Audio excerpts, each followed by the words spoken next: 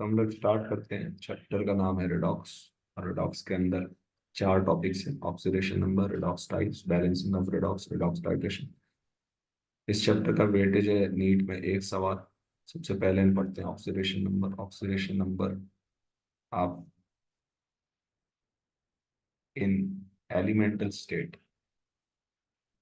Elemental state oxidation number होता है 0।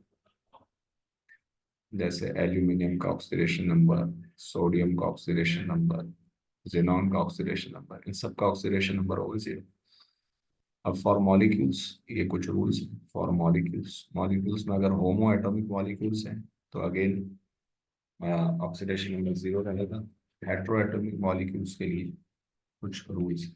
ठीक है, तो रूल्स के अंदर पहला रूल है फ्लोरीन के लिए, fluorine is always -1 alkali metal, and if first group is +1, alkali earth metal is +2।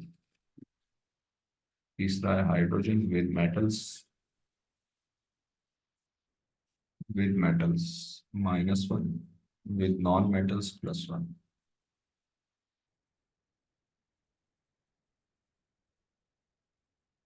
ठीक है, उसके बाद आता है ऑक्सीजन की बारी। तो ऑक्सीजन के लिए general oxidation number is -2, except except compound with fluorine, या फिर जैसे एल्कली मेटल के साथ आ जाए तो एल्कली मेटल फिक्स होगा, ऑक्सीजन फिक्स नहीं होगा। समझ में आ रही? KO2, Na2O2, H2O2, इस सब में जो ऑक्सीजन से ऊपर रखे हैं वो फिक्स होंगे, ऑक्सीजन इनके हिसाब से वेरी करेगा। जैसे यहाँ पर +2, +1, यहाँ पर -1/2, हाँ -1, यहाँ भी -1। KO3 ले लोगे -1/3।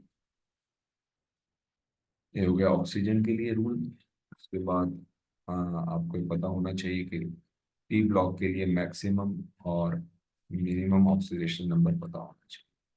Minimum oxidation maximum oxidation number is equal to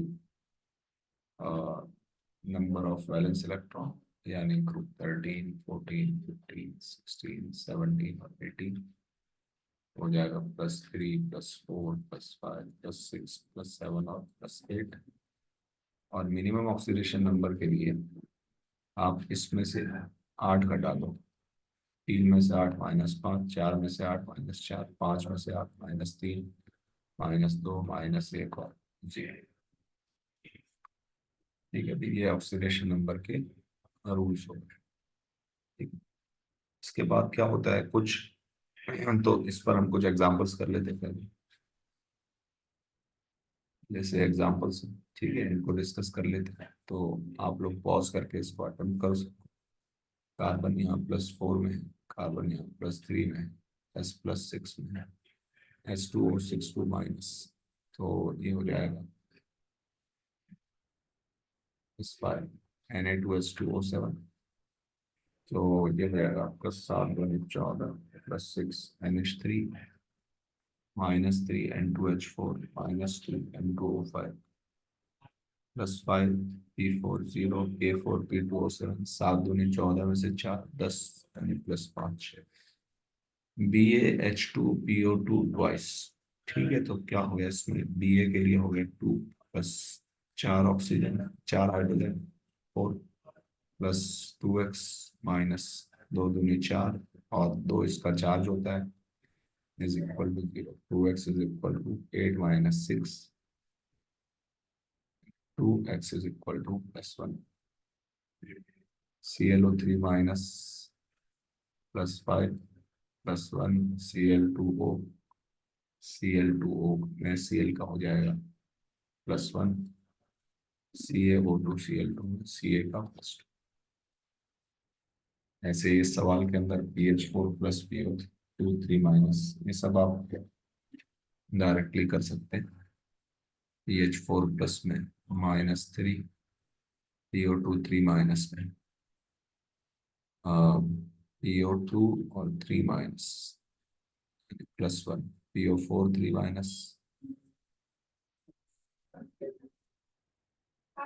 - इस 5 + 3 -3 1 5 + 3 -3 1 5 + 3। ठीक है, अंडरलाइंड एटम का ऑक्सीडेशन नंबर बताना है XeOF4।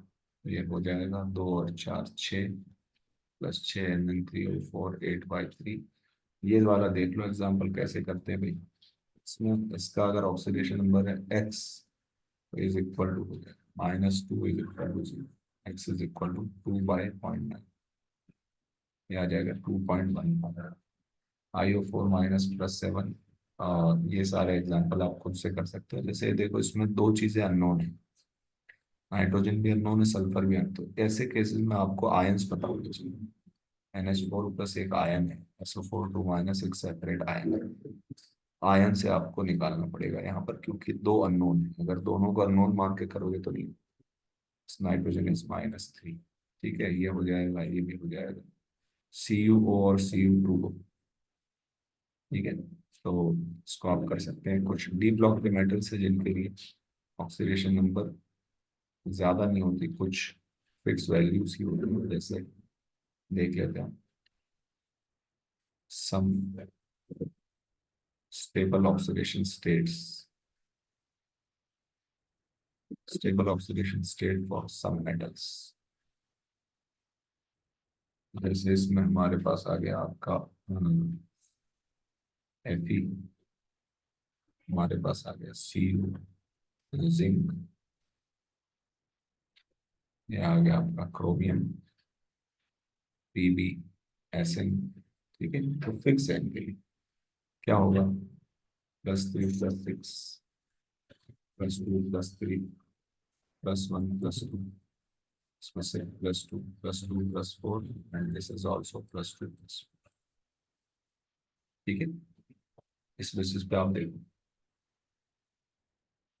CuO में C हो जाएगा +2, यहाँ हो जाएगा +1। CrI3 में Cr +3 और +6 है, तो +6 हो नहीं सकता, इसलिए +3। ठीक है, इस टाइप से आप सॉल्व कर सकते हैं। कुछ लिगेंड के भी कभी सवाल आ जाते हैं कोऑर्डिनेशन कंपाउंड, तो आपको लिगेंड का चार्ज पता होगा। जैसे CO एक न्यूट्रल लिगेंड है, चार्ज 0 है तो ये 0।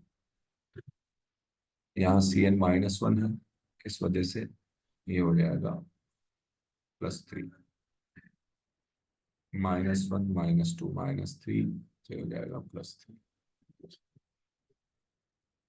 इसके बाद हम देखते हैं कि कभी कभी आप बगैर स्ट्रक्चर के नहीं निकाल पाते हैं ऑक्सीडेशन नंबर। स्ट्रक्चर से ऑक्सीडेशन नंबर निकालने के कुछ रूल्स। स्ट्रक्चर से कैसे ऑक्सीडेशन नंबर निकालें, तो बहुत आसान है। AB में +1 -1, A डबल बॉन्ड B में +2 -2, A ट्रिपल बॉन्ड B में +3 given that Pn of A is greater than Pn of B। ठीक है, और अगर सेम एटम हो तब भी यही है। ए में भी +1 -1 आएगा, A डबल बॉन्ड A में भी आएगा, और A ट्रिपल बॉन्ड A में भी आएगा। कब आएगा, सिर्फ तभी आएगा जब इनकी इलेक्ट्रोनेगेटिविटी में डिफरेंस होगा। और वो डिफरेंस कैसे बनेगा, sp और sp3। अगर सेम है हाइब्रिडाइजेशन तब कोई चार्ज नहीं आएगा, 0 0 आएगा। जैसे देखो यहाँ पर इस केस के अंदर ये कुछ सवाल है जो सिर्फ स्ट्रक्चर से ही होंगे। तो इसमें पहला क्वेश्चन देखो आप, oxidation number of nitrogen in aniline and nitrobenzene. Aniline and nitrobenzene, aniline में इस बॉन्ड को तोड़ो, Cn-1, H वाला तोड़ोगे -1, ये भी -3 हो गया। नाइट्रोबेंजीन में यहाँ पर ये पहले से होता है प्लस, और ये माइनस, बॉन्ड तोड़ोगे। इन्हें देखो, एक्सप्लेन करता हूँ यहाँ पर। N double bond O, single bond O -+, इस बॉन्ड को तोड़ोगे -1, इस बॉन्ड को तोड़ोगे +2, इस बॉन्ड को तोड़ोगे +1। तो +2 +1 +3 -2 इज -1 इज +2, और एक फॉर्मल चार्ज भी लगा हुआ उसको भी ऐड करना पड़ेगा। क्या हो जाएगा, प्लस का 3 हो जाएगा, -3 and +3। Oxidation number of C in HCN, तो इसको ब्रेक करोगे तो क्या आ जाएगा, यहाँ से इस पे -1 और यहाँ से इस पे प्लस का 3, +3 -1 इस +2। और HNC में भी सेम आता है, HCN HNC दोनों सेम है। कैसे आएगा सेम, ये भी देख लो। H N triple bond C पे माइनस, यहाँ पे प्लस। जब आप इस बॉन्ड को तोड़ेंगे तो इस पे आएगा +3, +3 -1 is +2। Oxidation number of carbon in carbon सब ऑक्साइड C3O2। तो आपको हाइब्रिडेशन देखना पड़ेगा, sp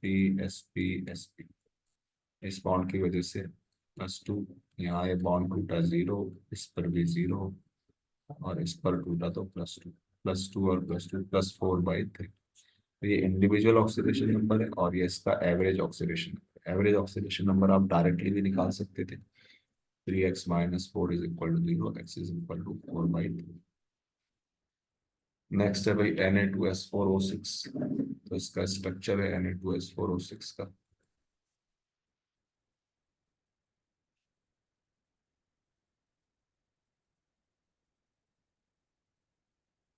तो सल्फर के बारे में पूछा है, ये सारे सल्फर अगर आप देख पा रहे हो तो ये सारे सल्फर sp3, sp3। यहाँ तोड़ोगे तो +5, यहाँ तोड़ोगे तो +5, इस पे 0, इस पे 0। दो ऐसे एटम 0 में है और दूसरे दोनों +5 में है। ठीक है। So this was all about oxidation numbers. Next topic होता है इसका ऑक्सीडेशन रिडक्शन एंड रिडॉक्स।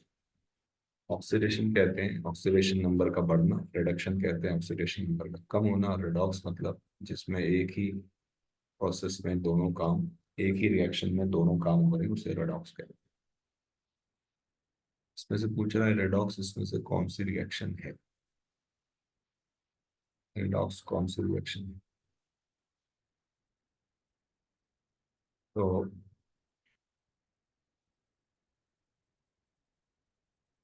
देखो यहाँ पर O-1 -2 KHO2, H2O में -2 KHO2 में फिर से ये है -1, तो -1 से -1 रहा और -2 से -2, रेडॉक्स नहीं है।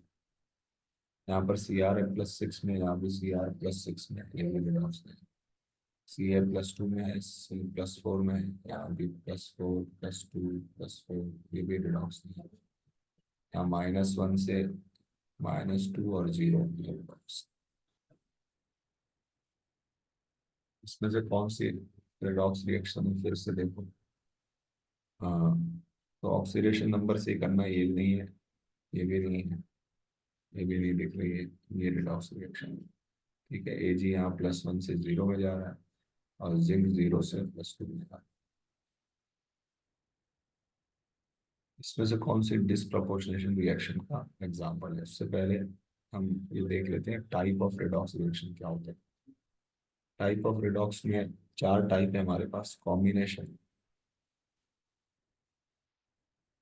डीकम्पोजिशन, एक ही कंपाउंड का ऑक्सीडेशन रिडक्शन एक ही कंपाउंड से हो रहा हो, डिस्प्लेसमेंट रिएक्शन, जब ये इसको डिस्प्लेस, इसमें एक और चीज आती है non metal displacement, non metal displacement. Non metal displacement जैसे Na+H2, Na2O+H2, नॉन मेटल को डिस्प्लेस कर दिया, या Cl2+Ki, KCl+Hydrogen। नॉन मेटल ने नॉन मेटल को डिस्प्लेस किया, non metal by non metal, non metal by metal. दो टाइप की रिएक्शन होती है डिस्प्लेसमेंट, नॉन मेटल। मेटल का displacement disproportionation, a single element, एक सिंगल एलिमेंट का ऑक्सीडेशन और रिडक्शन दोनों होता है, इसको कहते हैं डिसप्रोपोर्शनेशन रिएक्शन। ठीक है, इस पे क्वेश्चन है देखो। ये क्वेश्चन है जेई 2024 का। इसमें से कौन सी रिएक्शन क्या है, ठीक है, तो आपको पहचानना पड़ेगा। देखो यहाँ पर कॉम्बिनेशन हो रहा है, इसका मतलब दिस इज कॉम्बिनेशन, ठीक है। और डिस्प्लेसमेंट Na और H2O, ये हो गया डिस्प्लेसमेंट। अब इसमें से एक डिस्प्रोपोर्शनेशन है और एक आपका क्या है, डीकम्पोजिशन। आप देखो डिस्प्रोपोर्शनेशन ये है नहीं, क्योंकि पीबी एक से एक ही बना रहा है, दो बनाना चाहिए। डिस्प्रोपोर्शनेशन, नाइट्रोजन इधर एक में इधर एक में, इसका मतलब दिस इज डीकम्पोजिशन। और ये हो गया आपके डिस्प्रोपोर्शनेशन, नाइट्रोजन +4 से +3 और +5। ऊपर के सवाल देखो, यहाँ पर भी क्वेश्चन दिया हुआ है, इसमें से कौन सी डिस्प्रोपोर्शनेशन रिएक्शन है। तो डिस्प्रोपोर्शनेशन में सेम एलिमेंट तीन ऑक्सीडेशन स्टेट में मिलना चाहिए, कौन सी नहीं है। तो -1 -2 0, KClO4 में Cl है +5 +7 और -1, 0 +1 -1, ये तीनों डिस्प्रोपोर्शनेशन है। नाइट्रोजन 0 से -3 से 0 पे जा रहा है, ये नहीं है। H2O2 किस में रिड्यूसिंग एजेंट की तरह काम कर रहा है, जिसमें वो दूसरों को ऑक्सीडाइज करता है, ठीक है। तो जैसे यहाँ देखो Cl 0 में है, 0 से -1, तो ये सॉरी, जिसमें दूसरों को रिड्यूस करता है, 0 से -1 ले जा रहा है, तो ठीक है। यहाँ देखो -1 से कहाँ ले जा रहा है, 0 में, इस वजह से ये नहीं है। सल्फर यहाँ पे है +4, +4 से +6, बढ़ा है ऑक्सीडाइजिंग एजेंट, ये भी नहीं है। Fe को ले जा रहा है +2 से +3, ऑक्सीडाइज कर रहा है, इस वजह से ये भी नहीं। So this was about type of redox. उसके बाद हम चलते हैं, हाँ, ये भी है, देखो इस टाइप के सवाल भी, इस रिएक्शन में IO3- क्या है। तो यहाँ देखो +3 से ये जा रहा है +6, यहाँ +5 से -1, तो खुद क्या हो रहा है, रिड्यूस, यानी दूसरे को क्या करेगा, ऑक्सीडेंस। IO3- is being reduced, IO3- is an oxidizing agent, ठीक है। अब आते हैं बैलेंसिंग ऑफ रेडॉक्स पर। तो बैलेंसिंग ऑफ रेडॉक्स कैसे करते हैं देख लेते हैं। बैलेंसिंग ऑफ रेडॉक्स में क्या रहता है, आपको एन फैक्टर निकालना रहेगा। एन फैक्टर क्या होता है, N factor is change in oxidation number into number of atoms. इसको आप समेशन करते हो, this is called N factor, ठीक है। तो एन फैक्टर लिखने के बाद उस एन फैक्टर को क्रॉस मल्टीप्लाई में लिखते हैं, ठीक है।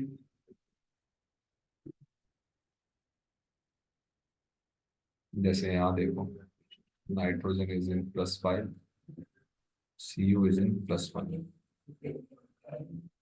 तो नाइट्रोजन +5 से जा रहा है +2 में, एन फैक्टर कितना हो गया, नंबर ऑफ एटम एक नाइट्रोजन इनटू चेंज 3 का है, एन फैक्टर हो गया इसका 3, +1 से +2, चेंज एक का, number of atom 2, N factor. तो क्रॉस में लिख देंगे इसको 2 और यहाँ 3। तो पहला स्टेप है रेडॉक्स की बैलेंसिंग में, क्रॉस राइट एन फैक्टर। दूसरा स्टेप है बैलेंस अदर देन HNO। तीसरा स्टेप है बैलेंस O यूजिंग H2O। चौथा स्टेप है बैलेंस H यूजिंग H+, ठीक है। तो यहाँ 2 आ गया, यहाँ भी 2 आ गया, और यहाँ 3 दूनी 6, तो 6। अब ऑक्सीजन देख लो, 2 3 6, 6 और 3 9, और इधर लो तो 7 H2O, 7 H2O की वजह से यहाँ 14 H+। Value of E is A B C D E, E की वैल्यू 6 नहीं।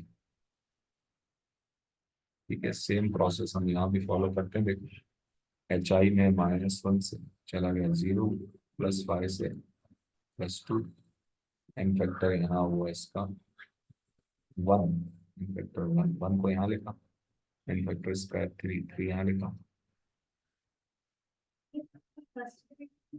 ठीक है, अब उसको बैलेंस करते हैं। x is equal to 3, y is equal to 1। लेकिन यहाँ पे बैलेंसिंग जब आप करोगे तो ये 3/2 लिखना पड़ेगा आपको।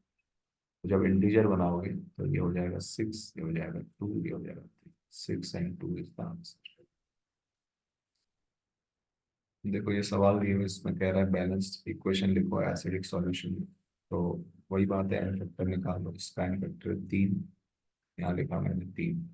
S4O6 2 तो 6 दूनी 12, ये है Na2S4 2.5 में, 2.5 से जा रहा है -2, 2.5 से -2 का मतलब हुआ कितने का चेंज, 4.5 का चेंज। तो यहाँ मैं लिखूंगा 4.5, लेकिन इनको डबल कर दो तो यहाँ लिखूंगा 6, और यहाँ पर हो जाएगा 9, 6 हो जाएगा 9, यहाँ 9, 6 × 24 तो यहाँ हो जाएगा 24। ठीक है, इसके बाद ऑक्सीजन देख लो, 6 × 36, और यहाँ पर कुछ भी नहीं है तो 36 है। उसके बाद हाइड्रोजन देख लो, तो इधर हाइड्रोजन कितने, 36 दूनी 72, और 48, 120, यहाँ आ जाएगा 120 H+। 3 से आप कैंसिल कर सकते हैं पूरी इक्वेशन को, और 3 यहाँ आ जाएगा 3, 2 यहाँ 3, यहाँ 40, यहाँ 8, यहाँ 3, और यहाँ 5। ठीक है, इस तरीके से इसको भी आप बैलेंस कर सकते हैं सेम मेथड। ठीक है, कैसे करेंगे, देखो इसका इन फैक्टर हो गया 6, तो यहाँ आ गया 6। इसका इन फैक्टर है 0.5 का चेंज, और नंबर ऑफ एटम 2, इसका मतलब इन फैक्टर हो गया 1, तो यहाँ आएगा 1। यहाँ 1 की वजह से यहाँ 2, 6 दूनी 12 की वजह से यहाँ 2। ठीक है, आगे ऑक्सीजन मिल लो, 6×3 = 18, और 7×25 3×6 = 18, इसका मतलब 7H2। उसके बाद H+ मिल लो, उधर H+ है नहीं, इधर H+ है 14, 14H+। So this was about balancing of redox. Next topic हमारा है रिडॉक्स टाइट्रेशन। रिडॉक्स टाइट्रेशन का कंसेप्ट क्या है, देखो अगर कोई रिएक्शन हो रही है तो उसमें नंबर ऑफ ग्राम इक्विवेलेंट्स सबके इक्वल होंगे। Number of gram equivalents of, जैसे ये रिएक्शन, इसमें number of gram equivalents of A बराबर number of gram equivalents of B बराबर number of gram equivalents of C. ठीक है, ग्राम इक्विवेलेंट्स ऑफ ए बराबर number of gram equivalents of B बराबर gram equivalents of सी। अब ग्राम equivalents के कुछ फॉर्मूले हैं, हम देख लेते हैं। देखो तो होता क्या है, देखो number of gram equivalent is equal to होगा मोल्स इनटू एन। पहला फॉर्मूला, मोल्स को मैं लिख सकता हूँ weight by GMM into N factor. Moles को मैं लिख सकता हूँ वेट बाय GMM हो गया, और molarity into volume into N factor.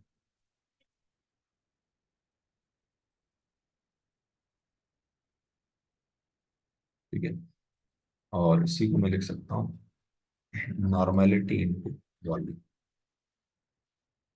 ये 4 फॉर्मूले आपको पता होने चाहिए। ठीक है,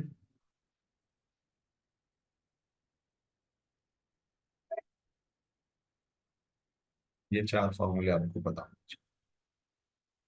चलो, अब जैसे मोल कंसेप्ट में हम डिफाइन करते हैं मोलैरिटी बराबर मोल्स बाय वॉल्यूम, वैसे नॉर्मेलिटी बराबर क्या होगा, नॉर्मेलिटी इक्विवेलेंट कंसेप्ट के लिए, तो नॉर्मेलिटी बराबर number of gram equivalent by volume. जैसे हम डिफाइन करते हैं मोल्स बराबर weight by GMM, equivalent concept में number of gram equivalent is equal to weight by equivalent mass. लेकिन ये फॉर्मूलों का हम यूज कैसे करेंगे उसको देख लो। एक तो ये चार फॉर्मूले इंपॉर्टेंट है, ठीक है। उसके अलावा क्या इंपॉर्टेंट है देख लो। तो आपको कभी भी मोलैरिटी गिवन हो, उसको आप एन फैक्टर से मल्टीप्लाई कर दो, तो आपके पास आ जाएगी नॉर्मेलिटी। और आपके पास जीएमएम गिवन, उसे एन फैक्टर से मल्टीप्लाई नहीं डिवाइड करो, तो आपके पास आ जाएगा equivalent mass, molar mass upon N factor is equivalent mass. ये 6 फॉर्मूले हमारे लिए इंपॉर्टेंट, ठीक है। तो है कुछ नहीं, सब में मल्टीप्लाई हो रहा है। जैसे मोलारिटी इंटू वॉल्यूम को मैंने नॉर्मेलिटी लिख दिया, तो नॉर्मेलिटी इंटू एन फैक्टर आ गया, ठीक है। आगे बढ़ते हैं। तो जैसे ये question, number of moles of electron taken up when 1 mole of NO3 minus ion is reduced to 1 mole of NH2OH। तो यहाँ पर क्या है, मोल्स ऑफ इलेक्ट्रॉन होगा moles of substance into N factor. और याद रखो जिसके मोल उसी का एन फैक्टर, जिसके मोल उसी का एन फैक्टर।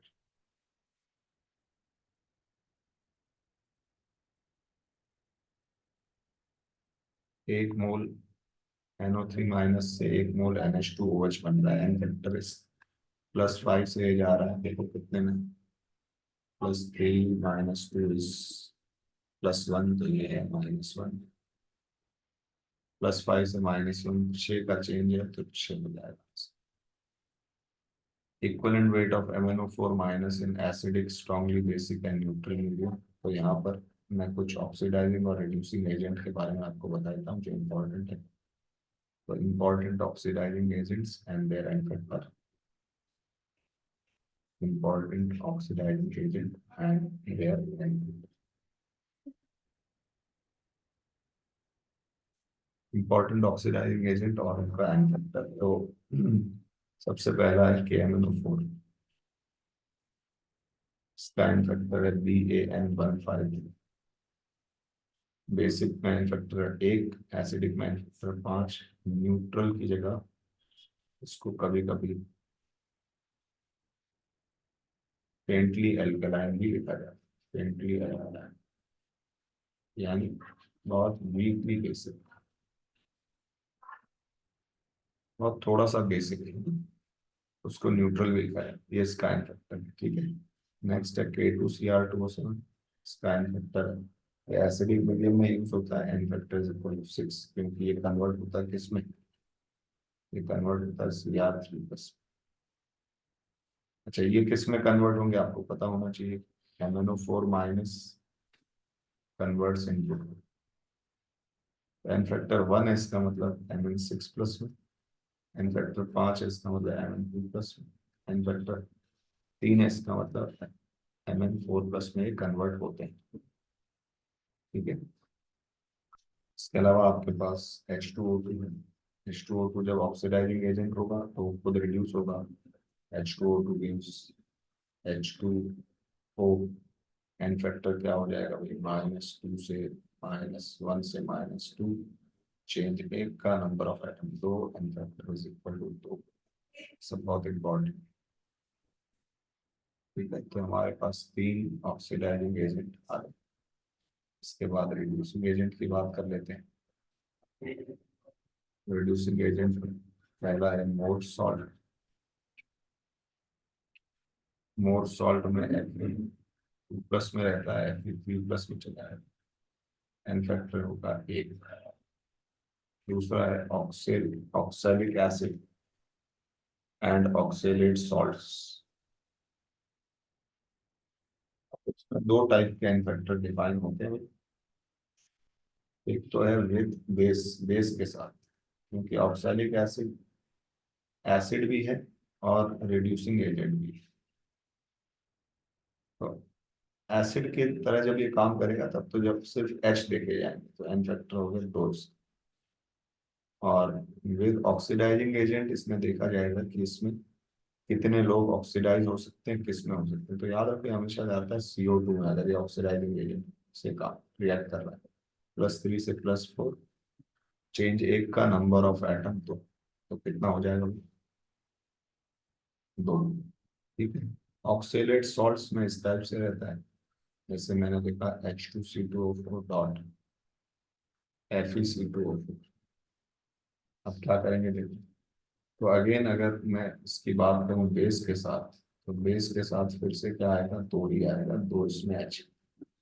लेकिन ऑक्सीडाइजिंग एजेंट के साथ तो दो कार्बन चार कार्बन और एक का चेंज, तो ये हो गया चार प्लस। और कोई है जो ऑक्सीडाइज हो सकता है? Fe है, 2+ से 3+ में जा सकता है, 5। ठीक है। और तीसरा हो गया आपका H2O2, जो रिड्यूसिंग एजेंट की काम करे तो खुद ऑक्सीडाइज होगा, O2 में जाएगा, -1 से 0। अगेन चेंज एक का नंबर ऑफ एटम दो, एन फैक्टर यहाँ भी इसका दो। ठीक है। तो इसको आप याद। अब हम स्टार्ट करते हैं टाइट्रेशन के क्वेश्चंस को अटेंड करना। तो पहला क्वेश्चन देखो, equivalent weight of MnO4 minus in acidic strongly basic and neutral. Equivalent weight का फॉर्मूला है molar mass by N factor. तो पहले में हो जाएगा m/5 ratio m/B 153 m/1 ratio m/न्यूट्रल में। इसका मुझे रेशियो लेना है, 15 से मल्टीप्लाई कर दो तो 3, 15, 5 हो गया। Calculate the moles of KMnO4 required to oxidize 180 gram of H2C2O4 in acidic। 180 ग्राम मतलब ये 2 मोल। इसके 2 मोल के लिए कितने मोल चाहिए KMnO4 के? दोनों के इक्वलेंट्स को बराबर कर दो। ये फॉर्मूले जो मैंने चार बताए थे इसको ध्यान से देखो।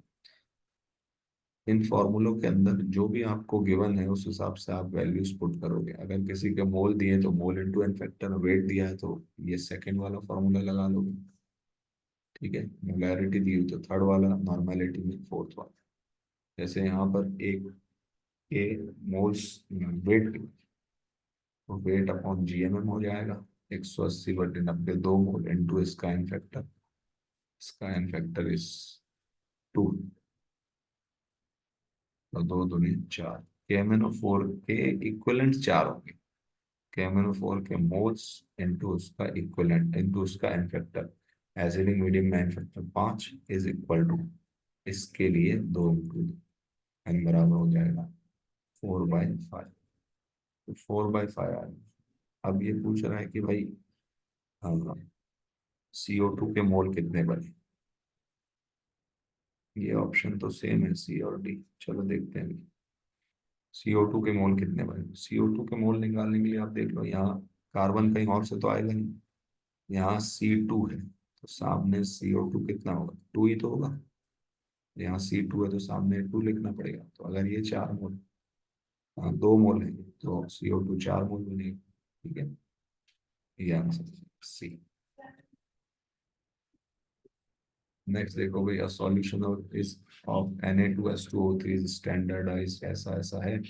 This requires 45 ml of Na2, normality of N। तो एक के लिए तो आपको गिवन है वेट 0.167 अपॉन इसका GM इंटू इसका एन फैक्टर। एन फैक्टर देखो जरा, +5 से -1, N factor 6 is equal to, normality पूछिए, नॉर्मेलिटी इंटू वॉल्यूम दिया हुआ है 45, इसको लोगे लीटर में। तो आंसर आ जाएगा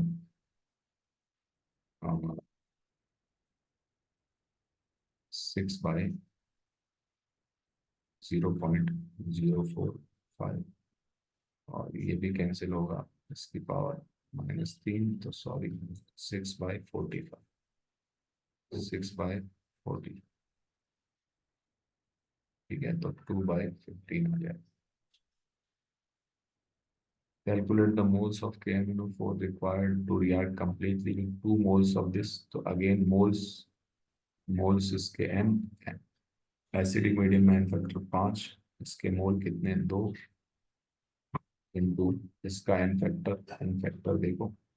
हाँ, तो K का ऑक्सीडेशन हो नहीं सकता, H का हो नहीं सकता, कार्बन 2 इसकी वजह से 2, प्लस इधर भी कार्बन 2 इसकी वजह से, तो n फैक्टर हो जाएगा 4। मोल्स बराबर हो जाएंगे 4 दूनी 8, 8/5, 8/5। ठीक है, तो यहाँ पर हमारा ये रिडॉक्स खत्म होता है। इतना आप प्रिपेयर करके जाओगे तो पीवाईक्यू और किसी भी टेस्ट में आने वाला कोई भी सवाल आप सही कर पाएंगे।